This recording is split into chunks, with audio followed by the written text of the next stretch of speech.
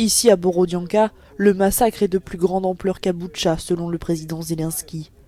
L'heure est aux recherches. Les secours, ici accompagnés par le ministre ukrainien de l'Intérieur, s'attendent à la découverte de nombreux corps de civils.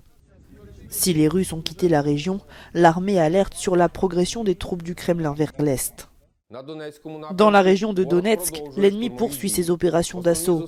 Les principaux efforts visent à prendre le contrôle des colonies de Roubizne, Nizhne, Popasnaya et Novobarmouyuka. Ils veulent prendre le contrôle total de la ville de Mariupol. Le ministère russe de la Défense a publié ces images. Objectif, démontrer que ces avions tirent bien sur des cibles militaires. Son porte-parole dément toute accusation d'attaque contre des civils et accuse Kiev de manipulation. Selon des données vérifiées, le régime nationaliste de Kiev prépare une autre provocation pour accuser la Russie de massacres présumés de civils à Irpin, dans la région de la capitale. Je voudrais souligner le fait que les Russes ont quitté la région.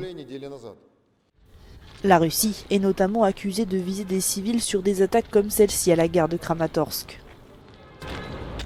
La guerre sanglante sur le terrain se poursuit et se développe sur le front de la communication.